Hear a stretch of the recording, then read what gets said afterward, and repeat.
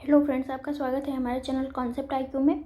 Friends, हम पढ़ रहे हैं वार्षिकी की घटना चक्र, जो है घटना सारी की हमने किया है। आपका वार्षिकी में हमने राष्ट्रीय परिदृश्य पढ़ रहे हैं। राष्ट्रीय परिदृश्य में कुछ हमने पढ़ लिया है। आज का हमारा जो टॉपिक है, भारत को यूएन सांख्यिकी आयोग, नारकोटिक्स, ड्रग्स और यूएन एचआईवी कार्यक्रम के समन्वय बोर्ड में सदस्य चुना गया है। तो किसको सदस्य चुना गया? भारत को। इम्पोर्टेंट है, याद रखिएगा।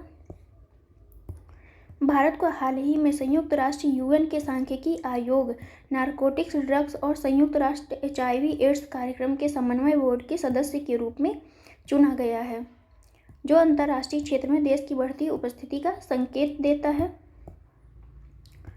इसका निर्णय जो है 6 अप्रैल 2023 को संयुक्त राष्ट्र आर्थिक और सामाजिक परिषद इकोसॉक में आयोजित एक बैठक के दौरान मतदान में किया गया। विदेश मंत्री एस जयशंकर ने इस उपलब्धि का श्रेय जो है सांख्यिकी विविधता और जनसांख्यिकी के भारत की विशेषज्ञता को दिया। सांख्यिकी आयोग में भारत की सदस्यता 4 वर्ष की होगी, जिसकी शुरुआत 1 जनवरी 2024 से होगी। तो ये इम्पॉर्टेंट है आपके लिए कि कितने वर्ष की सदस्यता होगी भारत की। तो 4 वर्ष की होगी। कब से होगी? तो 1 जनवरी 2024 से। मादक पदार्थ रोकथाम आयोग अंतर्राष्ट्रीय मादक पदार्थ नियंत्रण संधियों को लागू किए जाने पर निगरानी रखता है। संयुक्त राष्ट्र एड्स कार्यक्रम समन्वय बोर्ड एचआईवी एड्स की रोकथाम के लिए रणनीतिक दिशा और निर्देश प्रदान करता है। भारत, दक्षिण कोरिया, संयुक्त अरब अमीरात और चीन के साथ एशिया प्रशांत की श्रेणी से 2 सीटों के लिए प्रतिस्पर्धा कर रहा था। पहले दौर के मतदान में दक्षिण कोरिया को 23 मत मिले, जबकि चीन को जो है संयुक्त अरब अमीरात को 19 और 15 मत मिले। तो इसका मतलब नहीं है, मेन है कि आपका भारत सदस्य बन चुका है 4 वर्ष के लिए। तो आइए हम देखते हैं। नेक्स्ट टॉपिक है हमारा इंडिया जस्टिस रिपोर्ट। ये इंपॉर्टेंट है, याद रखिएगा। 2022 की रिपोर्ट है।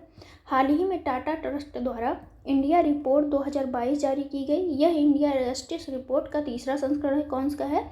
तो तीसरा संस्करण है। इससे पहले 2019 और 2020 में भी इसे जारी किया गया है। तो पहला कब जारी किया गया? 2019 में। दूसरा आपका 2020 में। तीसरा है आपका 2022 में। कौन जारी करता है? तो ट्रस्ट जारी करता है, इंडिया ट्रस्ट। आईजेआर के अनुसार दिसंबर 2022 तक उच्च न्यायालय 1108 न्यायाधीशों की स्वीकृत संख्या की तुलना में 778 न्यायाधीशों के साथ कार्य कर रहे थे। अधीनस्थ अदालतें जो हैं 24,631 न्यायाधीशों की स्वीकृति की गई थी, लेकिन इनकी अभी संख्या कितनी है? 19,288 न्यायाधीशों के साथ कार्य कर रही है। उच्च न्यायालय के स्तर पर केस की उच्चतम औसत पेंडेंसी, जो पेंडिंग केस हैं, उत्तर प्रदेश में 11.34 वर्ष में, और उसके बाद पश्चिम बंगाल 9.9 वर्ष का स्थान है। तो सबसे ज़्यादा पेंडिंग केस कहाँ है? यूपी में। उसके बाद कहाँ पे है? तो पश्चिम बंगाल में। ये इंपॉर्टेंट है, याद रखिएगा। उच्च न्यायालय में सबसे कम औसत पेंडेंसी केस कितनी है? त्रिपुरा जो है 1 वर्ष में है। उसके बाद सिक्किम, उसके बाद आपका मेघालय है। तो सबसे कम कहाँ पे है? त्रिपुरा में है। सबसे ज़्यादा कहाँ है? तो यूपी में है। केस क्लियरेंस रेट 1 वर्ष में कुल दर्ज किए गए मामलों में से निपटाए गए मामलों की संख्या के अनुपात को दर्शाता है। केस क्लियरेंस रेट जो है का 100% से अधिक होना दर्शाता है कि लंबित मामलों की संख्या कम हो रही है। आईजी के अनुसार 2018-19 के दौरान केवल 4 उच्च न्यायालयों का सीसीआर 100% या उससे अधिक था। हालांकि 2022 में 100% या उससे अधिक सीसीआर वाले उच्च न्यायालयों की संख्या कितनी है? 12 है। सबसे अधिक केस क्लियरेंस रेट जो है वाले उच्च न्यायालयों में है केरल 156%, उड़ीसा है आपका 131%, जबकि राजस्थान 65%, बॉम्बे जो है 72%। उच्च न्यायालयों में यह दर सबसे कम है। न्याय वितरण के मामले में 1 करोड़ से अधिक आबादी वाले 18 प्रमुख और मध्यम आकार के राज्यों में कर्नाटक पहले पे, दूसरे पे तमिलनाडु, तीसरे पे आपका तेलंगाना स्थित है। उत्तर प्रदेश का स्थान कितना है? 18 है, याद रखिएगा। इंपॉर्टेंट है उत्तर प्रदेश के लिए। यहाँ से आप देख सकते हैं न्याय वितरण वाले शीर्ष 8 राज्य कौन से हैं? कर्नाटक, तमिलनाडु, तेलंगाना, गुजरात, आंध्र प्रदेश, केरल, झारखंड और मध्य प्रदेश हैं। 1 करोड़ से कम आबादी वाले 7 छोटे राज्यों की सूची में सिक्किम पहले पे, अरुणाचल दूसरे पे, गोवा सबसे नीचे 7वें स्थान पर है। तो यहाँ से देख सकते हैं 7 छोटे देश सिक्किम, अरुणाचल, त्रिपुरा, मेघालय, मिजोरम, हिमाचल, गोवा। कैदियों की कुल संख्या आपका 77% कैदी अंडर ट्रायल हैं। देश के उच्च न्यायालयों और जिला अदालतों में 4.9 करोड़ मामले जो हैं लंबित हैं। 2020 और 22 के बीच उच्च न्यायालयों में महिलाओं के प्रतिनिधित्व में लगभग 2% की वृद्धि हुई है। तो ये इंपॉर्टेंट पॉइंट है आपके लिए कि 2020 से 22 के बीच में कितने प्रतिशत महिलाओं की वृद्धि हुई थी? 2%। जिला अदालत स्तर पर जजों की कुल संख्या में महिलाओं की संख्या कितनी है? 35% है। IJR के अनुसार राज्य कानूनी सहायता सेवा प्राधिकरणों ने मुआवजे की मांग करने वाले 97,037 आवेदनों में से केवल 66% ही निपटारा किया है। India justice report, centre for social justice, common cause, Commonwealth human rights initiative, TISS प्रयास, दक्ष विधि सेंटर फॉर लीगल पॉलिसी और हाउ इंडिया लाइफ्स के सहयोग से टाटा ट्रस्ट द्वारा जारी किया गया है। यह न्याय तक पहुंच प्रदान करने की उनकी क्षमता के आधार पर राज्यों को रैंक प्रदान करता है। इस रिपोर्ट में न्याय प्रणाली के 4 प्रमुख स्तंभों की क्षमता का आकलन किया जाता है, जो है आपका पुलिस, जेल, न्यायपालिका और कानूनी सहायता। तो ये इम्पोर्टेंट है, कितनी स्तंभ हैं इसमें, किस स्तंभ पर आपका रिपोर्ट तैयार किया जाए, तो ये 4 स्तंभ है, पुलिस, जेल, न्यायपालिका और कानूनी सहायता। अगला टॉपिक है हमारे इसरो के सबसे बड़े और भारी रॉकेट LVM-3, क्या नाम है इसका? LVM-3 द्वारा 36 उपग्रहों का सफल प्रक्षेपण किया गया है। तो भारतीय अंतरिक्ष अनुसंधान संगठन इसरो ने 26 मार्च 2023 को भारत का सबसे बड़ा और भारी LVM launch vehicle mark 3 rocket Sriharikota, कहाँ से? श्रीहरिकोटा के सतीश धवन अंतरिक्ष केंद्र से इसे लॉन्च किया है। यह रॉकेट जो है अपने साथ ब्रिटेन स्थित network access associated limited OneWeb समूह के 36 उपग्रहों को अंतरिक्ष में पृथ्वी की निचली कक्षा में सफलतापूर्वक स्थापित किया। इसरो ने सबसे पहले OneWeb के 36 उपग्रहों को 23 अक्टूबर 2022 को सफलतापूर्वक लॉन्च किया था। तो ये किसके उपग्रहों को जो है ले गया है? तो ब्रिटेन के, याद रखिएगा। कितने उपग्रहों को? तो 36 को। OneWeb अंतरिक्ष में पृथ्वी की निचली कक्षा में 616 से अधिक उपग्रहों के समूह को पूरा कर लेगा। तो इससे विश्व में ब्रॉडबैंड सेवाएं और बेहतर हो जाएंगी। इसरो की सफलता से देश की महत्वाकांक्षी पहल मानव युक्त गगनयान मिशन के लिए वैज्ञानिकों के उत्साह को और बढ़ा दिया है।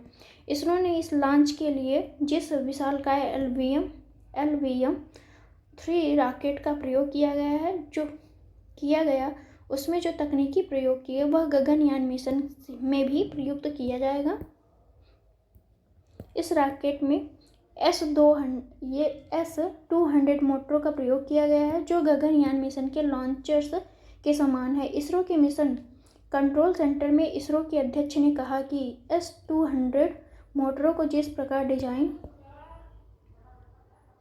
डिजाइन किया गया है वह गगनयान के लिए सटीक है। इस रॉकेट में और भी कई सुधार किए गए हैं, जिनका लक्ष्य आगे के चरणों और प्रणालियों में ज़्यादा से ज़्यादा ह्यूमन रेटेड बनाना है। इसे 43.5 मीटर लंबा 643 टन वजनी LVM-3 श्रीहरिकोटा से स्थित रॉकेट पोर्ट के दूसरे लॉन्च पैड से छोड़ा गया। रॉकेट में कुल 5805 किलो वजन का पेलोड था। इसरो ने बयान में कहा कि UK स्थित OneWeb समूह के 36 इंटरनेट उपग्रहों को उनकी सही कक्षाओं में सफलतापूर्वक स्थापित कर दिया गया है। रॉकेट लॉन्च होने के 19 मिनट बाद ही उपग्रहों के अलग होने की प्रक्रिया शुरू हो गई थी। OneWeb ने सभी उपग्रहों से सिग्नल प्राप्त होने की पुष्टि की है। LVM-3 एक 3 स्टेज अंतरिक्ष प्रेक्षण वाहन है, जो उपग्रहों को जियो सिंक्रोनस ट्रांसफर ऑर्बिट GTO में लॉन्च करने के लिए संचालित किया गया है। तो ये इम्पोर्टेंट पॉइंट है आपके लिए कि LVM को कहाँ संचालित करने के लिए लॉन्च किया गया था? जियो सिंक्रोनस ट्रांसफर ऑर्बिट में। 643 टन वजनी 3 चरणों वाला रॉकेट, पहला चरण क्या होता है इसका? ठोस तरल ईंधन होता है, तरल ठोस ईंधन से संचालित 2 स्ट्रैप ऑन मोटर होता है। दूसरा चरण तरल ईंधन से होता है। पहला चरण आपका ठोस होता है, दूसरा चरण जो होता है तरल होता है से संचालित। तीसरा चरण जो होता है उसमें क्या भरा होता है? तो उसमें क्रायोजेनिक इंजन होता है, जो ईंधन के रूप में तरलीकृत ऑक्सीजन और हाइड्रोजन का उपयोग किया जाता है। वनवेव के लिए न्यू स्पेस इंडिया लिमिटेड का यह दूसरा मिशन था। Network access associated limited Britain के वनवेव समूह की संचार कंपनी है। तो ये नेटवर्क एक्सिस एसोसिएटेड ब्रिटेन की जो है संचार कंपनी है।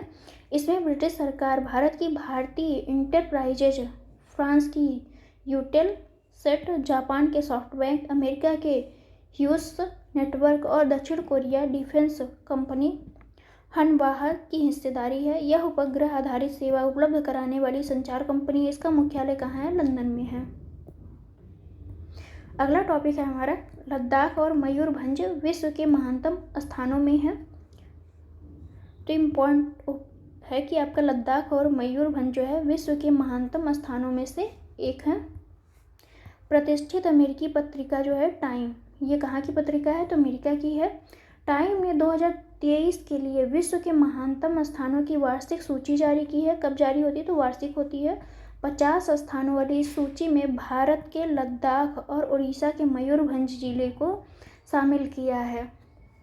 लद्दाख को सूची में 31वें नंबर पे और मयूरभंज को जो है 32वें नंबर पे रखा गया है। तो इम्पॉर्टेंट है।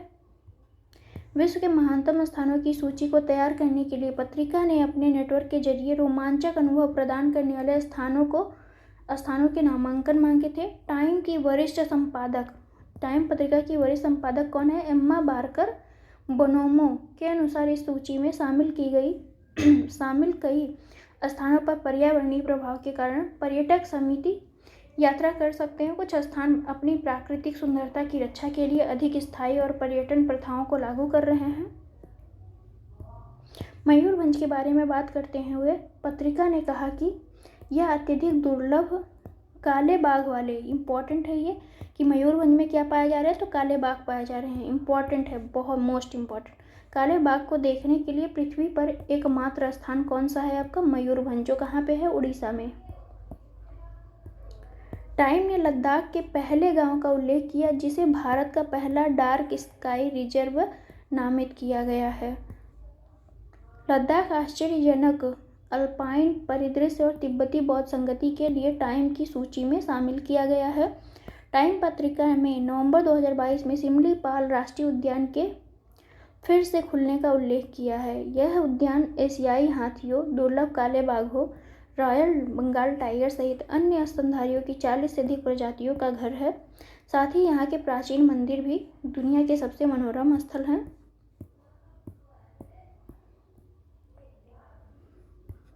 टाइम की सूची में विश्व के 5 शीर्ष स्थल हैं। कौन से हैं? टम्पा जो आपका कहाँ है? अमेरिका में है। लिएमेट घाटी अमेरिका में। रियो ग्रांडे उत्तरी अमेरिका में। टक्सन आपका अमेरिका में। योसेमाइट राष्ट्रीय उद्यान आपका अमेरिका में। सभी जो है अमेरिका में ही हैं। इस सूची में मिस्र के गीजा और संकारा, फ्रांस के डायजन के फूड को जो है फूड हब भी शामिल किया गया है। अगला टॉपिक हमारा है आज का उत्तराखंड में एशिया के सबसे बड़े 4 मीटर टेलीस्कोप ILMT का उद्घाटन किया गया है। तो उत्तराखंड में एशिया का सबसे बड़ा 4 मीटर का टेलीस्कोप कौन सा है? तो ये है आपका ILMT, जो कहाँ पे स्थित है? उत्तराखंड में स्थित है। केंद्रीय विज्ञान और प्रौद्योगिकी एवं पृथ्वी विज्ञान राज्य मंत्री स्वतंत्र प्रभार कार्मिक लोक शिकायत पेंशन, परमाणु ऊर्जा और अंतरिक्ष राज्य मंत्री जितेंद्र सिंह ने 21 मार्च 2023 को उत्तराखंड के देवस्थल में एशिया के सबसे बड़े 4 मीटर अंतर्राष्ट्रीय, तो ILMT का फुल फॉर्म क्या है? अंतर्राष्ट्रीय लिक्विड मिरर टेलीस्कोप ILMT का उद्घाटन किया गया है। आर्यभट्ट प्रेक्षण विज्ञान शोध संस्थान, Aryabhatta research institute of organisational sciences ने घोषणा की कि विश्व स्तरीय 4 metre international liquid mirror telescope अब सुदूर एवं गहन आकाशीय अंतरिक्ष का पता लगाने के लिए तैयार है। इसने मई 2022 में दूसरे सप्ताह में अपना पहला प्रकाश प्राप्त किया। यह दूरदर्शी टेलीस्कोप भारत के विज्ञान और प्रौद्योगिकी विभाग DST के अंतर्गत स्वायत्त संस्थान AIEES उत्तराखंड भारत के नैनीताल जिले में देवस्थल स्थित वेधशाला परिसर में 2450 मीटर की ऊंचाई पर स्थित है। तो बहुत सारी चीज़ें नहीं जानने की है। जो जानने की मेन थी आपकी, कहाँ पे स्थापित किया गया है ILMT को, तो उत्तराखंड में स्थापित किया गया है। कितने फीट के ऊपर है, तो 4 फीट। केंद्रीय विज्ञान और प्रौद्योगिकी मंत्री जितेंद्र सिंह ने बताया कि ILMT के सहयोग में भारत के आर्यभट्ट प्रक्षेपण विज्ञान शोध संस्थान, बेल्जियम के लीज विश्वविद्यालय और बेल्जियम की रॉयल वेधशाला, पोलैंड की पंजान वेधशाला, उज्बेक विज्ञान अकादमी के उलुगबेग खगोलीय संस्थान और उज्बेकिस्तान के राष्ट्रीय विश्वविद्यालय, ब्रिटिश कोलंबिया विश्वविद्यालय, लवग विश्वविद्यालय, मॉन्ट्रियल विश्वविद्यालय, टोरंटो विश्वविद्यालय, यॉर्क विश्वविद्यालय और कनाडा में विक्टोरिया विश्वविद्यालय के शोधकर्ता इसमें शामिल हैं। इतने सारे देशों के शोधकर्ता इसमें शामिल हैं। इंटरनेशनल लिक्विड मिरर आप लोग याद मत रखिएगा बिल्कुल भी। International liquid mirror telescope 4 metre व्यास का, कितने मीटर है, तो 4 मीटर है, इंपॉर्टेंट है। 4 मीटर व्यास का घूमने वाला दर्पण है। इसे मुख्यतः खगोलीय प्रक्षेपणों के लिए डिजाइन किया गया है। यह टेलीस्कोप गहरे आकाश क्षुद्रग्रहों से लेकर सुपरनोवा और अंतरिक्ष मलबे तक की वस्तुओं का वर्गीकरण करेगा। टेलीस्कोप में प्रकाश को एकत्र करने और केंद्रित करने के लिए तरल पारे की एक पतली परत से बना 4 मीटर व्यास का घूमने वाला दर्पण लगा हुआ है। अगला टॉपिक है हमारा, पढ़ते हैं। जापान के प्रधानमंत्री की भारत यात्रा हुई है। जापान के प्रधानमंत्री फूमियो किशिदा, कौन है जापान के प्रधानमंत्री, तो इम्पॉर्टेंट है, याद कर लीजिए, फूमियो किशिदा हैं। अक्टूबर 2021 में जापान के प्रधानमंत्री बनने के बाद अपनी पहली विदेश यात्रा कहाँ की, तो इंडिया में की। कब की, 19 से 20 मार्च 2023 को भारत आए हैं और यहाँ उन्होंने प्रधानमंत्री मोदी के साथ 14वें भारत जापान वार्षिक शिखर बैठक में हिस्सा भी लिया है। प्रधानमंत्री नरेंद्र मोदी ने और उनके जापानी समकक्ष फूमियो किशिदा ने 20 मार्च को जो है भारत जापान वैश्विक रणनीतिक साझेदारी का विस्तार करने का संकल्प भी पारित किया। कहा कि शांतिपूर्ण, स्थिर और समृद्ध हिंद महासागर हिंद प्रशांत के लिए महत्वपूर्ण है। जो प्रधानमंत्रियों के बीच वार्षिक शिखर के वार्ता के दौरान समझौते पर हस्ताक्षरित भी हुए हैं। ये इंपॉर्टेंट है, याद रखिएगा कि कौन सी बैठक यहाँ पे आयोजित हुई, तो भारत जापान वैश्विक रणनीति साझेदारी का विस्तार हुआ है। हैदराबाद हाउस में दोनों प्रधानमंत्रियों ने भारत जापान द्विपक्षीय संबंधों में हुई प्रगति की समीक्षा की। रक्षा उपकरणों और प्रौद्योगिकी सहयोग, व्यापार, स्वास्थ्य, डिजिटल साझेदारी पर विचार का आदान प्रदान किया। शिखर बैठक के बाद जारी संयुक्त प्रेस वक्तव्य में प्रधानमंत्री मोदी ने कहा, भारत जापान विशेष रणनीतिक और वैश्विक साझेदारी हमारे साझा लोकतांत्रिक मूल्यों और अंतर्राष्ट्रीय पटल पर कानून के सम्मान पर आधारित है। इस साझेदारी को मजबूत बनाना दोनों देशों के लिए तो महत्वपूर्ण है ही, इससे हिंद प्रशांत क्षेत्र में शांति, समृद्धि और स्थिरता को भी बढ़ावा मिलता है। मोदी ने बताया कि सेमीकंडक्टर और अन्य महत्वपूर्ण प्रौद्योगिकियों में विश्वस्त आपूर्ति श्रृंखला के महत्व पर भी दोनों ने बीच सार्थक चर्चा की गई।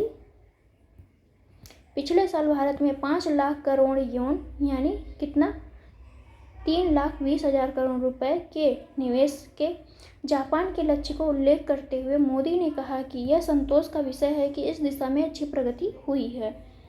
मोदी ने भारत जापान औद्योगिक प्रतिस्पर्धात्मक भागीदारी, ये इम्पोर्टेंट है आपके लिए कि मोदी ने भारत जापान औद्योगिक प्रतिस्पर्धात्मक भागीदारी की स्थापना का भी उल्लेख किया। मोदी ने कहा कि Mumbai Ahmedabad high speed rail परियोजना पर भी हम तेज़ी से आगे बढ़ रहे हैं। भारत जापान वर्ष 2023 को टूरिज्म एक्सचेंज वर्ष के रूप में मना रहे हैं। तो इम्पॉर्टेंट पॉइंट है आपका कि 2023 को भारत और जापान किस बेस पे मना रहे हैं, तो टूरिज्म एक्सचेंज है, यानी पर्यटकों का आना जाना है। भारत के पर्यटक जापान, जापान के पर्यटक भारत। इसके लिए दोनों देशों ने connecting Himalayas with Mount Fuji नामक थीम चुना है। तो थीम क्या है इसकी, इम्पॉर्टेंट है, connecting Himalayas with Mount Fuji. शिखर वार्ता के दौरान दो समझौते में से एक Mumbai Ahmedabad high speed rail corridor के लिए ऋण की चौथी किस्त को लेकर है। इसके लिए जापान इंटरनेशनल कोऑपरेशन एजेंसी 100 अरब येन का कर्ज प्रदान करेगा, जो करीब 18,000 करोड़ रुपए होता है। इससे जुड़े दस्तावेजों का दोनों पक्षों में आदान प्रदान किया जाएगा। तो ये इम्पॉर्टेंट पॉइंट है आपके लिए, मोस्ट इम्पॉर्टेंट, कि जापान ने कितना रुपया दिया है, किसके लिए दिया है, तो वह आपके Mumbai Ahmedabad high speed rail corridor के लिए जो है आपका 100 अरब येन या 18,000 करोड़ रुपए को ऋण दिया है। 2017 में Mumbai Ahmedabad high speed rail corridor का निर्माण शुरू हुआ, जिसके लिए 80% राशि JICA द्वारा सस्ते ऋण के रूप में दी जा रही है। दूसरी समझौता आपका जापानी भाषा सीखने को लेकर हुई। पहला समझौता तो आपका अहमदाबाद मुंबई रेल से हुई, दूसरी आपकी किससे हुई, तो जापानी भाषा सीखने को लेकर हुई। हालांकि यह समझौता 2017 में हुआ था, अभी इसका नवीनीकरण किया गया है। तो ये समझौता पहले भी हो चुका था, लेकिन फिर से इस पर बात की गई है।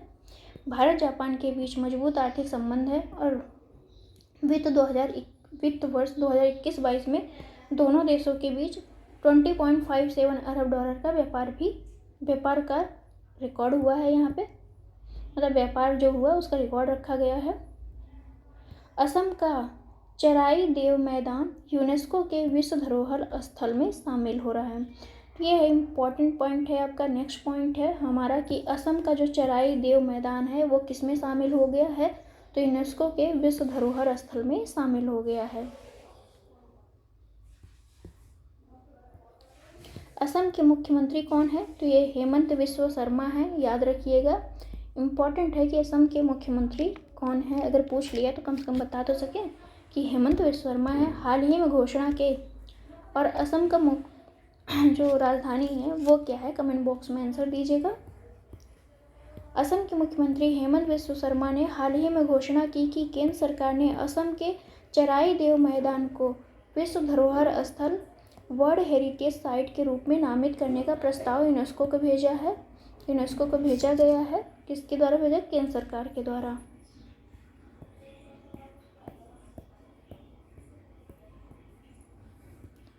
हेमंत बिस्वा शर्मा ने इसके बारे में 16 जनवरी 2023 को प्रधानमंत्री को एक पत्र लिखा था, जिसके बाद केंद्र सरकार ने चराई देव मैदान को UNESCO world heritage tentative list में शामिल कराने के लिए यूनेस्को के लिए प्रस्ताव भेजा है।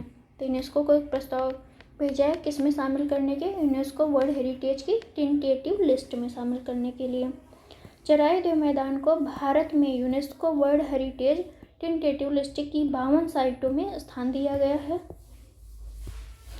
अगर असम की इस साइट को यूनेस्को की विश्व धरोहर स्थल के रूप में चुना जाता है तो सांस्कृतिक श्रेणी के तहत यह उत्तर पूर्व भारत की पहली साइट होगी। तो ये इम्पॉर्टेंट है कि सांस्कृतिक श्रेणी में उत्तर भारत की पहली साइट कौन सी होगी, तो ये आपका चराई देव मैदान है। वो कहाँ का है, तो असम का है, याद रखिएगा। असम का यह चराई देव मैदान असम के पुराने राजवंश, कौन से राजवंश है, अहोम साम्राज्य से संबंधित है।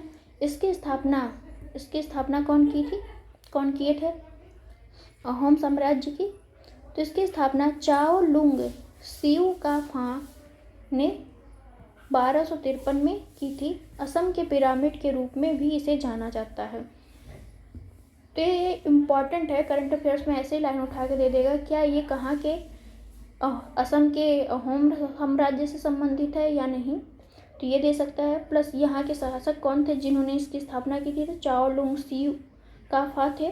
कब की थी? तो 1253 में की थी। इसे क्या कहा जाता है? तो असम के पिरामिड के रूप में भी जाना जाता है। यह ऐतिहासिक स्थल शिव सागर शहर से लगभग 28 किलोमीटर दूर है। चराई देव को असम राजवंश की टीले वाली दफन प्रणाली के रूप में जाना जाता है। तो कौन से प्रणाली में? राजवंश की टीले वाली दफन प्रणाली। चराई देव मैदान अहोम सम्राट की कब्रगाह थी। तो ये क्या था चराई देव मैदान? ये कब्रगाह था। कहाँ के? अहोम सम्राट के। अहोम समुदाय के लिए यह एक पवित्र स्थान है। चराई देव मैदान का महत्व असम के अहोम समुदाय के बीच बहुत अधिक है। यह अहोम राजवंश की पहली राजधानी थी। चराई देव गुवाहाटी से 400 किलोमीटर पूर्व में स्थित है। अहोम समुदाय से जुड़े लोगों ने 18वीं शताब्दी में हिंदू रीति रिवाजों से दाह संस्कार पद्धति को शुरू कर दिया था और दाह संस्कार के बाद राख को चराई देव मैदान में दफनाना शुरू कर दिया था। तो यह है हमारा कंप्लीट हो गया। अब हम पढ़ेंगे ऑस्ट्रेलिया के प्रधानमंत्री की भारत यात्रा। ये हमारा अगला टॉपिक है, ऑस्ट्रेलिया के प्रधानमंत्री की भारत यात्रा। ऑस्ट्रेलिया के प्रधानमंत्री कौन है? एंथनी अल्बनीज़ हैं। ने 8 से 11 मार्च 2023 के बीच भारत की राजकीय यात्रा की। इस यात्रा के दौरान प्रधानमंत्री अल्बनीज़ और भारतीय प्रधानमंत्री मोदी ने 10 मार्च 2023 को प्रथम भारत ऑस्ट्रेलिया वार्षिक शिखर सम्मेलन में भाग लिया। तो ये इम्पोर्टेंट है आपके कि भारत ऑस्ट्रेलिया वार्षिक शिखर सम्मेलन में भाग कौन कौन लिया। तो ये आपके मोदी जी हैं जो प्रधानमंत्री हैं, और एंथनी अल्बनीज़ हैं, ये भी ऑस्ट्रेलिया के प्रधानमंत्री हैं। नेताओं के स्तर पर भारत और ऑस्ट्रेलिया के बीच ये पहला वार्षिक शिखर सम्मेलन है। तो ये इम्पोर्टेंट है क्योंकि ये पहला वार्षिक शिखर सम्मेलन है। मार्च 2022 में दूसरे वर्चुअल शिखर सम्मेलन का आयोजन किया गया, जिसके परिणाम स्वरूप शिखर सम्मेलन तंत्र की स्थापना हुई थी। प्रथम भारत ऑस्ट्रेलिया वार्षिक शिखर सम्मेलन पर संयुक्त बयान जारी किया गया। दोनों देशों के बीच ऑडियो विजुअल सह निर्माण ऑडियो विजुअल को प्रोडक्शन समझौते पर हस्ताक्षर किए गए। इसके तहत दोनों देशों के निजी अर्ध सरकारी या सरकारी संस्थान एक साथ फिल्मों का निर्माण करने के लिए अनुबंध करते हैं। खेलों में सहयोग पर भी समझौते पर भी हस्ताक्षर किए गए हैं। तो खेल, फिल्म निर्माण, ऑडियो विजुअल सह निर्माण, ये सब भी इस समझौते के तत्व हैं। दोनों पक्षों ने सौर कार्यबल पर एक और कार्यबल की स्थापना पर सहमति व्यक्त की है। सौर पर एक और कार्यबल की स्थापना की सहमति व्यक्त की दोनों पक्षों, भारत और ऑस्ट्रेलिया ने। नवाचार में आगे, ये इम्पोर्टेंट है कि इनोवेशन में आगे सहयोग के लिए भारत के अटल इनोवेशन मिशन और राष्ट्रमंडल वैज्ञानिक और औद्योगिक अनुसंधान संगठन के बीच आशय पत्र हस्ताक्षर किए गए हैं। प्रधानमंत्री एंथनी अल्बानीज ने अहमदाबाद के नरेंद्र मोदी स्टेडियम में भारत और ऑस्ट्रेलिया के बीच बॉर्डर गावस्कर सीरीज के चौथे मैच के पहले दिन का खेल देखा था। तो ये इम्पोर्टेंट है आपके लिए। कौन सा खेल हुआ था? नरेंद्र मोदी स्टेडियम में। तो बॉर्डर गावस्कर सीरीज के चौथा मैच हुआ था यहाँ पे। गुजरात में प्रवास के दौरान ऑस्ट्रेलियाई प्रधानमंत्री ने डीकन विश्वविद्यालय की एक सभा में हिस्सा लिया, जो भारत में एक विदेशी परिसर खोलने वाला पहला विदेशी विश्वविद्यालय है। यह Gujarat international finance tech city Gandhinagar में स्थित होगा। यह विश्वविद्यालय परिसर साइबर सुरक्षा और व्यापार विश्लेषण में पाठ्यक्रम प्रदान करेगा। तो किससे संबंधित है ये? साइबर सुरक्षा और व्यापार विश्लेषण। वर्तमान यात्रा के दौरान पीएम अल्बानीज़ भारत के स्थानीय रूप से निर्मित विमान वाहक पोत INS विक्रांत का दौरा करने वाले पहले विदेशी नेता हैं। तो इम्पोर्टेंट पॉइंट है कि INS विक्रांत का दौरा करने वाले कौन पहले नेता हैं? तो ये आपके अल्बानीज़ हैं, जो कहाँ के हैं? ऑस्ट्रेलिया के हैं। INS विक्रांत का दौरा करते हुए अल्बानीज़ ने कहा, ऑस्ट्रेलिया के लिए भारत एक शीर्ष सुरक्षा दावेदार है। भारत ऑस्ट्रेलिया के बीच आर्थिक सहयोग और व्यापार समझौता ECTA एक परिवर्तनकारी समझौता है, जो व्यापार और निवेश में क्षमता के अगले स्तर को स्पष्ट करता है। दिसंबर 2022 में लागू भारतीय ऑस्ट्रेलिया ECTA के अनुसार ऑस्ट्रेलिया से भारत को 85% से अधिक माल निर्यात माल निर्यात अब टैरिफ मुक्त या शून्य है। वहीं भारत से ऑस्ट्रेलिया को 96% निर्यात टैरिफ मुक्त है। तो ये आपका द्विपक्षीय सहयोग हुआ था, 2022 में हुआ था ऑस्ट्रेलिया और भारत के बीच, जिसमें क्या नाम है, भारत को 85% से अधिक माल अगर निर्यात करता है तो टैरिफ मुक्त है, और वहीं भारत से अगर ऑस्ट्रेलिया को जा रहा है तो 96% निर्यात जो है टैरिफ मुक्त है। तो ऑस्ट्रेलिया का निर्यात करता है भारत को तो 85%, और भारत जब ऑस्ट्रेलिया को निर्यात करेगा तो 96% निर्यात जो है टैरिफ मुक्त होगा। यात्रा के दौरान दोनों देशों ने छात्रों और पेशेवरों को लाभ पहुंचाने के लिए एक मोबिलिटी समझौते पर बातचीत के साथ आगे बढ़ने का निर्णय लिया। भारत और ऑस्ट्रेलिया ने हाल ही में एक दूसरे की शैक्षिक योग्यता को मान्यता देने के लिए एक तंत्र को अंतिम रूप दिया। इस संबंध में इस समझौते से छात्रों, पड़ोसियों और पेशेवरों को लाभ होगा। ऑस्ट्रेलिया ने भारत को इस साल सितंबर तक तलिस्मान सेबर अभ्यास में शामिल होने के लिए आमंत्रित किया है, जो ऑस्ट्रेलिया के लिए एक बड़ा ऑपरेशन है। 2021 में दोनों देशों के बीच द्विपक्षीय व्यापार 27.5 मिलियन अमेरिकी डॉलर था, जिसके अगले 5 वर्षों में 50 मिलियन डॉलर तक पहुंचने की संभावना है। तो इम्पोर्टेंट है आपके लिए, 2021 में भारत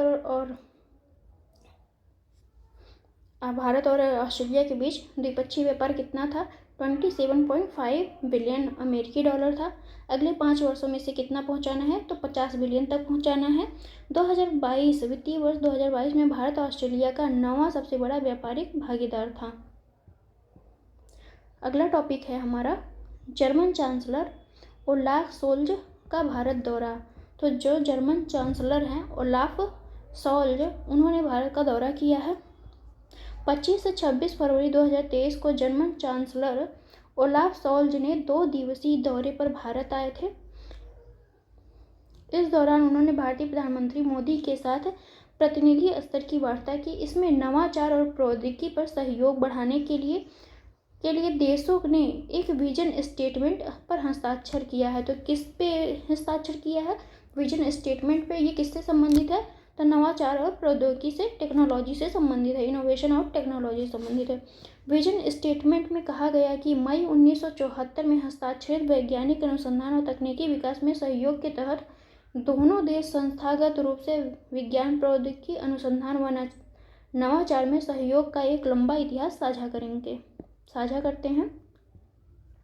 वार्ता के बाद दोनों देश ग्रीन हाइड्रोजन पर सहयोग करने पर सहमत हुए। तो दूसरा क्या था आपका, ग्रीन हाइड्रोजन था। पहला आपका नवाचार और प्रौद्योगिकी थी। Indo German green hydrogen task force का गठन सितंबर 2022 में किया गया था, जिसे अब अंतिम रूप दिया जा चुका है।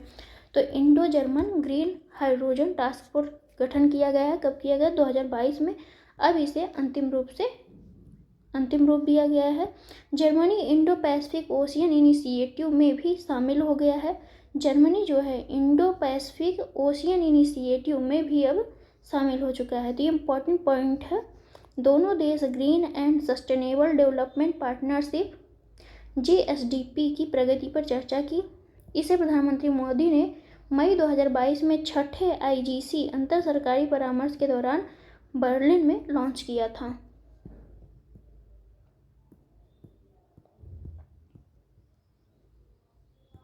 Glasgow COP26। तो COP26 कहाँ हुआ था, ग्लासगो में हुआ था, ब्रिटेन के दौरान भारत और जर्मनी द्वारा घोषित जलवायु लक्ष्य 2030 में समाप्त हो जाएंगे। अतः ये संयुक्त घोषणा दोनों देशों को अपने संबंधित उद्देश्यों को प्राप्त करने में मदद करेगा।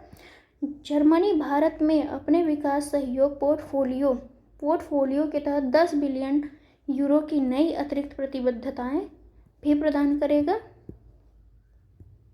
भारत ने हिंद महासागर में बढ़ते चीनी प्रभुत्व को देखते हुए नौसेना के लिए 6 पारंपरिक पनडुब्बियों के निर्माण के लिए जर्मनी के साथ चर्चा की है। कितने पनडुब्बी, तो 6।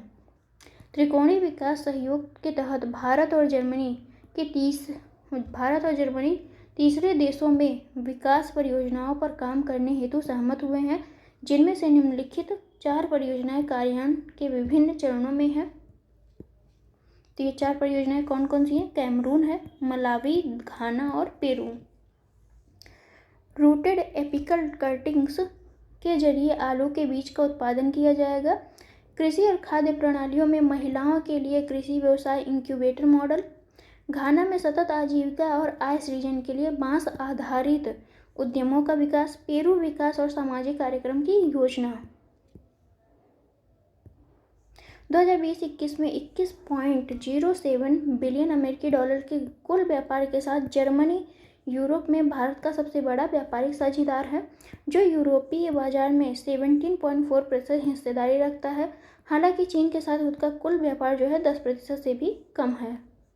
जर्मनी अप्रैल 2000 से भारत में 7वां सबसे बड़ा प्रत्यक्ष विदेशी निवेशक है। 2000 से 2019 तक भारत में जर्मनी का कुल FDI 11.9 बिलियन अमेरिकी डॉलर है। जर्मनी का यूरोपीय संघ के माध्यम से भारत के साथ द्विपक्षीय व्यापार और निवेश समझौता हुआ है। अगला टॉपिक है हमारा वार्षिक शिक्षा स्थिति रिपोर्ट, जिसे हम असर कहते हैं। तो देखते हैं आगे। हाल ही में 2022 के लिए 17वीं वार्षिक शिक्षा स्थिति रिपोर्ट असर जारी की गई है। तो ये कौन सी संस्करण है इसकी? 17वीं है। ये वार्षिक जारी होती है एनुअल पे, और 2022 की ये रिपोर्ट है। यह रिपोर्ट प्रत्येक 4 वर्ष के अंतराल पर जारी की जाती है। तो ये रिपोर्ट वार्षिक नहीं, 4 वर्ष के अंतराल पर जारी की जाती है। रिपोर्ट में देश के 616 जिले के 19,060 गांवों में लगभग 7 लाख बच्चों का सर्वेक्षण किया गया है। इस रिपोर्ट के तहत 6 से 14 वर्ष के बच्चों के लिए नामांकन दर पिछले 15 वर्षों से 95% से ऊपर रहा है। तो 6 से 14 वर्ष के जो बच्चे हैं उनका नामांकन जो है 15 वर्षों से 95% से भी ऊपर रहा है। तो इम्पॉर्टेंट है आपके कि वार्षिक शिक्षा स्थिति रिपोर्ट कौन जारी करता है। देखते हैं आगे हम इसको। कोरोना महामारी के दौरान स्कूल बंद होने के बाद नामांकन के आंकड़ों में वृद्धि हुई। नामांकित दर 2018 के 97.2% से बढ़कर 2022 में 98.4% हो गई। सरकारी विद्यालयों में नामांकित बच्चों 6 से 14 वर्ष का अनुपात जो है आपका 2018 के तहत इतना था 65.6% से बढ़कर 2022 में 72.9% हो गया। सरकारी विद्यालय के नामांकन में देश के लगभग प्रत्येक राज्य में वृद्धि हुई है। 11 से 14 आयु वर्ग की स्कूल में अनामांकित लड़कियों का अनुपात जो है 2006 में 10.3% से घटकर 18 में 2018 में जो है 4.11%, 2022 में कितना हो गया 2% हो गया, तो घट गया है। 15 से 16 वर्ष की आयु वर्ग की लड़कियां जो थी उनका जो है 2018 में 13.5 से घटकर 2022 में 7.9 हो रहा गया है। केवल 3 राज्यों में इस आयु वर्ग की अनामांकित लड़कियों का अनुपात कितना है 10% से अधिक है। पहला है आपका MP, दूसरा है उत्तर प्रदेश और तीसरा है आपका छत्तीसगढ़। तो यूपी वाले याद रखें कितना है 15% बढ़ा है लड़कियों का नामांकन। 2022 में ग्रामीण भारत में 3 वर्ष तक 78.3% बच्चे प्रारंभिक बाल्यावस्था शिक्षा अर्ली चाइल्डहुड एजुकेशन प्रदान करने वाले किसी न किसी संस्था में नामांकित हैं, जो कि 2018 के आंकड़ों की तुलना में 7.1% अधिक है। राष्ट्रीय स्तर पर बच्चों की पढ़ने की बुनियादी क्षमता 2012 के पूर्व के स्तर तक गिर गई है। राष्ट्रीय स्तर पर बच्चों की बुनियादी गणित स्तर में अधिकांश कक्षाओं के लिए 2018 के स्तर की तुलना में गिरावट आई है, लेकिन पढ़ने की बुनियादी क्षमता की तुलना में यह गिरावट कम तीव्र और ज़्यादा विविध है। तो इसका खास इम्पोर्टेंट नहीं है, यहाँ से देखते हैं जहाँ थोड़ा भी इम्पोर्टेंट होगा वहाँ हम इस पर बात कर लेंगे। उत्तर प्रदेश 2018 में 10.4% से घटकर 2022 में 7.9 हो गया है। केरल में 2018 में कितना था 24.1 और 2022 में ये हो गया आपका 16.2। जैसे कुछ राज्यों में इन स्कूली की संख्या की कमी हुई है। औसत शिक्षक उपस्थिति 2018 में आपका 85.4% से थोड़ी बढ़कर कितनी हुई है 2022 में 87.1% हो गई है। तो NGO जो है NGO प्रथम द्वारा एनजीओ जो प्रथम है उसके द्वारा जो है annual status of education report असर जो है जारी की जाती है। असर 2020 और 2021 में स्कूल बंद होने के प्रभाव के साथ साथ 2022 में बच्चों के स्कूल लौटने के प्रभाव को दर्ज किया है। असर रिपोर्ट 2022 में पूरे भारत के 19,060 गांवों के 7 लाख बच्चों को कवर किया गया है इसी रिपोर्ट में। अगला हमारा टॉपिक है इटली के प्रधानमंत्री की भारत यात्रा। तो अब देखते हैं इटली के प्रधानमंत्री भारत आए हैं। मार्च 2023 के पहले सप्ताह में अपनी 2 दिवसीय यात्रा पर इटली की प्रधानमंत्री जॉर्जिया मेलोनी भारत आई। तो इटली के प्रधानमंत्री कौन है, इम्पोर्टेंट है, जॉर्जिया मेलोनी। उन्होंने अपनी इस यात्रा में रायसीना डायलॉग, कौन सा डायलॉग, तो रायसीना डायलॉग के 8वें संस्करण में मुख्य अतिथि के रूप में हिस्सा लिया है। इस दौरान उन्होंने प्रधानमंत्री मोदी के साथ द्विपक्षीय वार्ता के बाद उम्मीद व्यक्त की कि G20 की अध्यक्षता में भारत यूक्रेन में शत्रुता को समाप्त करने के लिए वार्ता प्रक्रिया को सुगम बनाने में केंद्रीय भूमिका निभाएगा। रायसीना डायलॉग भू राजनीतिक और भू रणनीतिक पर भारत का प्रमुख सम्मेलन है। ये सम्मेलन किसका है, भारत का है। इस सम्मेलन के 2023 संस्करण का विषय था प्रोवोकेशन, अनिश्चितता, टर्बुलेंस, लाइट हाउस टेम्पेस्ट, उकसावा, अनिश्चितता, संकट और तूफान में जलता दिया। दोनों देशों ने वार्ता के बाद उद्योगों के लिए विशेष रूप से विनिर्माण, सह उत्पादन, सह डिजाइन, सह नवाचार के क्षेत्र में अधिक दृढ़ता से सहयोग करने के लिए समझौता किया है। सैन्य अभ्यास को सशस्त्र बलों और समुद्री सहयोग के सभी स्तरों तक विस्तारित करने पर सहमति बनी। इटली ने हिंद प्रशांत महासागर पहल में शामिल होने का निर्णय लिया है, जिससे हिंद प्रशांत क्षेत्र के सहयोग को बढ़ावा मिलेगा।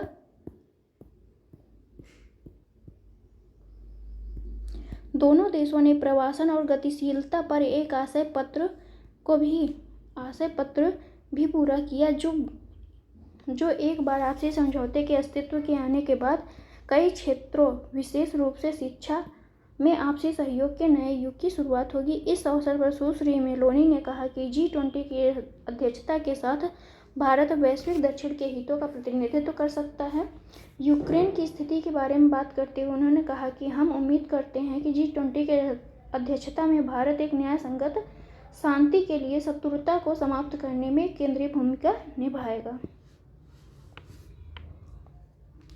सहयोग की रणनीति के क्षेत्र में देखते हैं तो पीएम मोदी ने इटली को मेक इन इंडिया और आत्मनिर्भर भारत अभियान में भागीदारी के लिए आमंत्रित किया है। दोनों देशों ने नवीकरणीय ऊर्जा, हरित हाइड्रोजन, सूचना प्रौद्योगिकी, दूरसंचार, अंतरिक्ष सहित अन्य क्षेत्रों में विशेष ध्यान देने में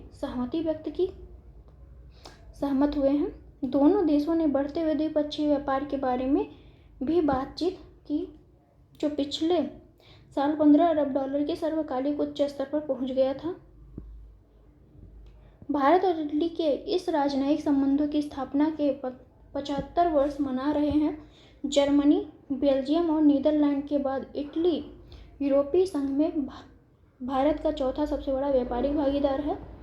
अप्रैल 2000 से जून 2022 तक भारत में FDI प्रवाह इटली 17वें स्थान पर है। इटली मतलब जो FDI आती है उसको 17वें स्थान पे कौन आता है, तो ये आपका इटली आता है। तो इम्पोर्टेंट है कि FDI 17वें नंबर पे कहाँ से आती है, इटली से आती है। अगला टॉपिक है हमारा इंडियन स्टेट्स एनर्जी ट्रांजिशन। इसको पढ़ते हैं। हाल ही में ऊर्जा अर्थशास्त्र और वित्तीय विश्लेषण संस्थान IEEA FA और AMBER ने energy transition Indian status report जारी की है। इस संस्था ने कौन सी रिपोर्ट जारी की है, इंडियन स्टेट्स रिपोर्ट जारी की है। 2023 के लिए Indian state energy transition report में 16 भारतीय राज्यों का विश्लेषण किया गया है, जो देश की कुल ऊर्जा खपत का 90% हिस्सा रखते हैं। इस प्रदर्शन का विश्लेषण करने के लिए स्टेट्स इलेक्ट्रिसिटी ट्रांजिशन नामक एक स्कोरिंग प्रणाली तैयार की गई है। इस विश्लेषण के तहत 4 आयामों को ट्रैक किया गया है।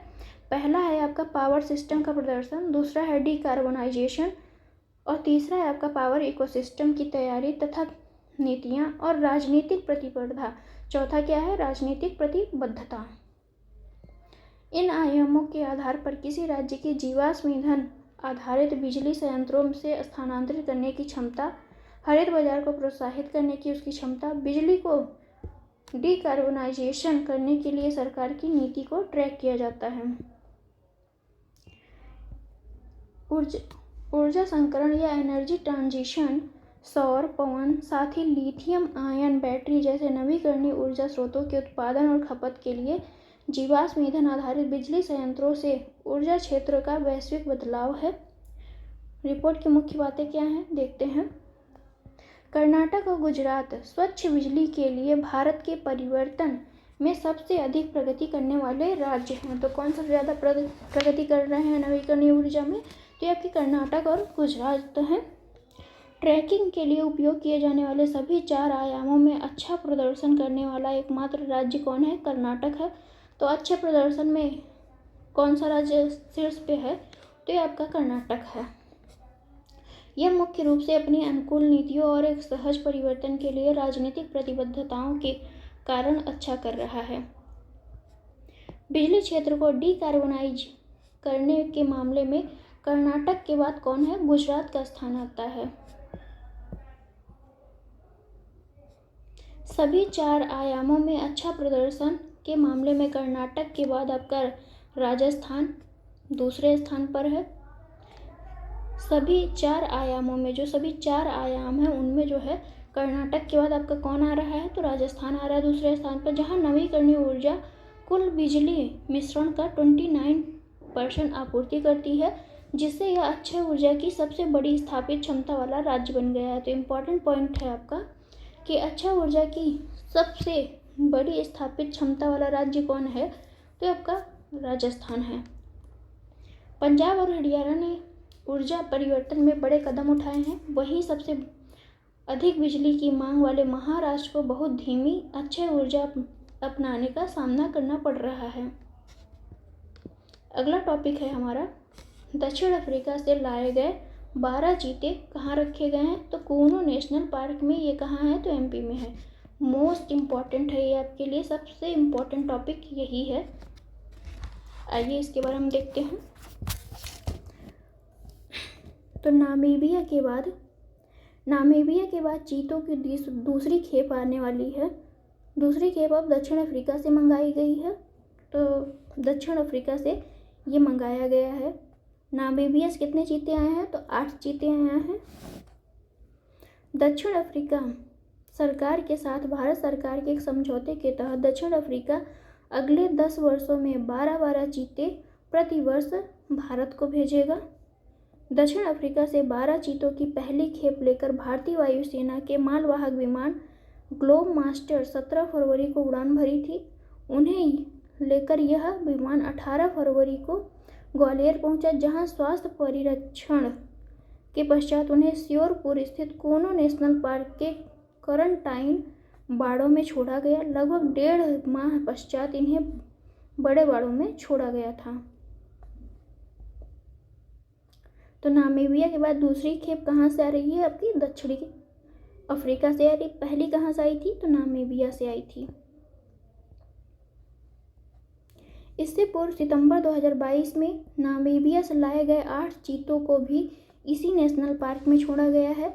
12 चीतों की ताज़ा खेप पहुंचने के पश्चात जो है इस पार्क के चीतों की कुल संख्या 20 हो गई, जिनमें 10 नर हैं और 10 मादा हैं। तो इम्पॉर्टेंट पॉइंट है कि टोटल चीते कितने हैं कूनो में? तो कूनो में टोटल 20 चीते हैं, 10 नर हैं और 10 मादा हैं। केंद्र सरकार की महत्वाकांक्षी चीता संरक्षण परियोजना के तहत 8 चीते नामीबिया से सितंबर 2022 में लाए गए थे, जिन्हें प्रधानमंत्री मोदी के जन्मदिन पर मध्य प्रदेश में स्थित कूनो नेशनल पार्क में छोड़ा गया था। तो ये मोदी जी का जन्मदिन था जिस दिन लाया गया था। अगला टॉपिक है हमारा त्रिपुरा, नागालैंड, मेघालय में विधानसभा चुनावों के बाद नई सरकारों का गठन हुआ है। तो आइए इसके बारे में देखते हैं। त्रिपुरा की 60 सदस्यीय विधानसभा के लिए मतदान जो है 16 फरवरी 2023 को। त्रिपुरा में कितनी सदस्यीय है, तो विधानसभा कितने सदस्य हैं, 60 सदस्यीय। त्रिपुरा की 60 सदस्यीय विधानसभा के लिए मतदान 16 फरवरी 2023 को हुआ। और नागालैंड व मेघालय की 60 सदस्यीय विधानसभाओं हेतु मतदान आपका 27 फरवरी को एक चरण में ही कराए गए थे। तो एक चरण में ये सारे मतदान आपके कंप्लीट हो गए। 16 फरवरी को त्रिपुरा में कराया गया था और 27 फरवरी को आपका नागालैंड और मेघालय में कराया गया था। तीनों विधानसभाओं के लिए मतदान जो है मतगणना कब हुई थी, तो 2 मार्च को संपन्न हुई थी। त्रिपुरा की सभी 60 सीटों के लिए मतदान एक ही दिन 16 फरवरी को कराया गया था। टोटल सीटें कितनी थी, 60 थी। भाजपा व indigenous peoples front of Tripura गठबंधन ने 33 सीटों, भाजपा की 32 प्लस IPFT की 1 सीट के साथ सत्ता पर अपना कब्जा वहां बरकरार रखा। पिछले 2018 के चुनाव में 36 सीटों पर भाजपा और 8 सीटों पर IPAFT ने विजय प्राप्त की थी। 35 वर्ष तक सत्ता में रही माकपा 11 सीटें जीतकर मुख्य विपक्षी दल का दर्जा भी प्राप्त नहीं कर सकी। चुनाव में माकपा की सहयोगी रही कांग्रेस को 3 सीटें इस चुनाव में प्राप्त हुई हैं। पृथक ट्रिपालैंड की मांग कर रही टिप्रामोथा पार्टी ने 13 सीटों के साथ दूसरी बड़ी पार्टी में विधानसभा बनी। तो दूसरी बड़ी पार्टी कौन बनी है आपकी, टिप्रामोथा पार्टी, जो विपक्षी दल का है। विधानसभा में दलगत स्थिति क्या है, भारतीय जनता पार्टी को जो है 32 सीटें मिली हैं। IPAFT की जो है आपको 1 सीटें मिली, माकपा को 11 सीटें, कांग्रेस को 3 सीटें, त्रिपुरा पार्टी को जो है 13 सीटें। टोटल सीटें कितनी हो गई, 60 सीटें। 2023 में चुनाव हुआ था।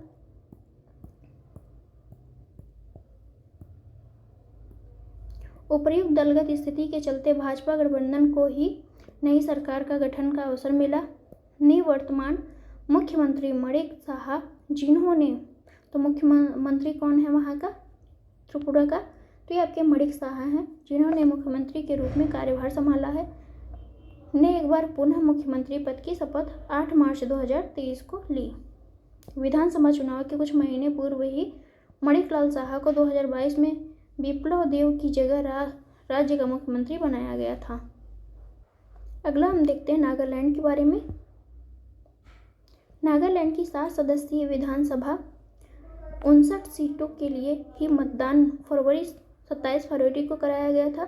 भाजपा के एक उम्मीदवार के निर्विरोध निर्वाचित होने से 59 सीटों के लिए ही मतदान की वहां आवश्यकता थी। पिछले 2018 के चुनावों के पश्चात सत्ता में आए भाजपा NDPP गठबंधन ने एक बार पुनः 37 सीटें, नेशनल डेमोक्रेटिक प्रोग्रेसिव पार्टी 25 तथा भाजपा 12 जीत कर सत्ता पर कब्जा बरकरार रखा है। यहाँ से देखते हैं NDPP पार्टी ने कितना जीता है, 25 सीटें जीती हैं।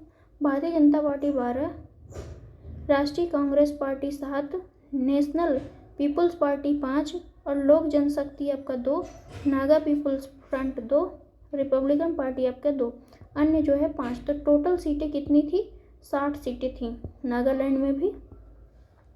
अन्य दलों में 7 सीटों के साथ शरद पवार की राष्ट्रवादी कांग्रेस पार्टी तीसरे स्थान पर रही। कोनराड संगमा की नेशनल पीपुल्स पार्टी को 5 तथा चिराग पासवान की लोक जनशक्ति पार्टी को 2 सीटें इस चुनाव में प्राप्त हुई हैं। कांग्रेस को एक भी सीट इन चुनावों में नहीं मिली है। अब यहाँ से देखते हैं दलगत स्थिति के चलते NDPP भाजपा गठबंधन सत्ता पर बरकरार रहा। NDPP के नेफ्यू रियो ने 5वीं बार मुख्यमंत्री पद की शपथ 7 मार्च 2023 को ग्रहण की। नागालैंड के राज्यपाल ला गणेशन ने उन्हें पद और गोपनीयता की शपथ दिलाई। तो नागालैंड के राज्यपाल कौन है, ला गणेशन है। मेघालय के बारे में देखते हैं। मेघालय की 59 सीटों के लिए मतदान 27 फरवरी 2023 को कराया गया था। एक उम्मीदवार के निधन के कारण वहां मतदान नहीं कराया गया था। निवर्तमान मुख्यमंत्री कोनराड सांगमा के नेतृत्व वाली नेशनल पीपुल्स पार्टी, जो पूर्वोत्तर की अकेली ऐसी पार्टी है जिसे राष्ट्रीय स्तर की पार्टी का दर्जा प्राप्त है, को ही सर्वाधिक 26 सीटें चुनाव में प्राप्त हुआ था। उनके नेतृत्व वाली निवर्तमान सरकार में भाजपा व यूनाइटेड डेमोक्रेटिक पार्टी भी शामिल है। इस बार तीनों दलों ने अलग अलग चुनाव लड़ा था, जिसमें भाजपा को 2 सीट तथा यूडीपी को 11 सीटें प्राप्त हुई हैं। अन्य दलों में कांग्रेस और तृणमूल को 5-5 सीटें प्राप्त हुई हैं। पिछले चुनाव में कांग्रेस की सीटें की संख्या 21 थी। तो यहाँ से देख लेते हैं, नेशनल पीपल्स पार्टी को 26 मिला है और कांग्रेस को आपको 5, भाजपा को 2, याद रख लीजिए, हो गया। तो यहाँ दलगत स्थिति के चलते कोनराड संगमा के नेतृत्व में मेघालय ने दूसरी बार एनपीपी और बीजेपी गठबंधन की सरकार बनी है। 7 मार्च 2022 को एनपीपी मुखिया कोनराड संगमा ने दूसरी बार राज्य के मुख्यमंत्री के रूप में शपथ ग्रहण की। उनकी नई सरकार को मेघालय डेमोक्रेटिक गठबंधन 2.0 के नाम से जाना जाता है। तो ये इम्पोर्टेंट है आपके लिए। मानव रहित यातायात प्रबंधन प्रणाली, मानव रहित अगला टॉपिक है हमारा, मानव रहित यातायात प्रबंधन प्रणाली स्काई यूटीएम। 8 फरवरी 2023 को केंद्रीय मंत्री नितिन गडकरी ने स्काई यूटीएम का अनावरण किया, जो दुनिया में सबसे अत्याधुनिक मानव इसमें नहीं है, यातायात प्रबंधन प्रणाली है ये। स्काई यूटीएम एक हवाई यातायात प्रबंधन प्रणाली है जो मानव रहित हवाई यातायात को मानव युक्त विमानन हवाई क्षेत्र के साथ एकीकृत करती है। यह प्रति घंटे 4000 उड़ानें और प्रतिदिन 96,000 उड़ानें संभालने में सक्षम है। गुरुग्राम स्थित drone delivery company sky air mobility ने इस मानव रहित हवाई यातायात प्रबंधन प्रणाली को विकसित किया है। यह सभी ड्रोन और अन्य एयर मोबिलिटी ऑपरेटरों को स्थिति जन जागरूकता, स्वायत्त नेविगेशन और जोखिम मूल्यांकन प्रदान करेगा।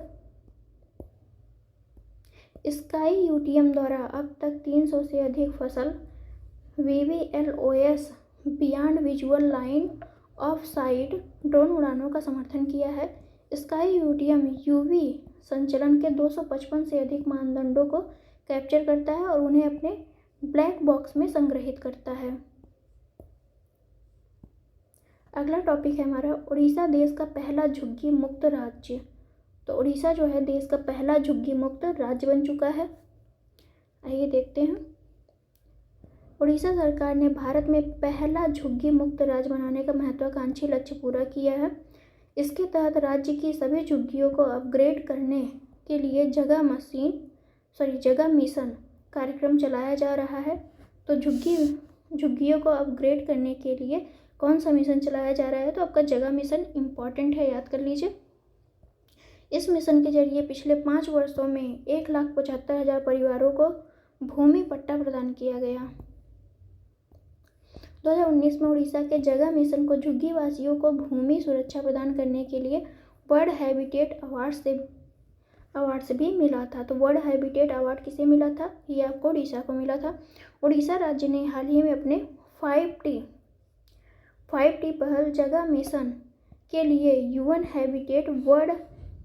वर्ल्ड हैबिटेट अवार्ड 2023 को जीता है। तो ये इम्पॉर्टेंट है आपका कि UN हैबिटेट वर्ल्ड अवार्ड किसने जीता है? तो ये आपका जगह मिशन ने जीता है। इस पहल ने यह अवार्ड दूसरी बार जीता है। जगह मिशन उड़ीसा में चलाया जा रहा है एक स्लम अपग्रेडिंग प्रोग्राम है, जिसकी मदद से झुग्गी वासियों के जीवन को सशक्त बनाया जा रहा है।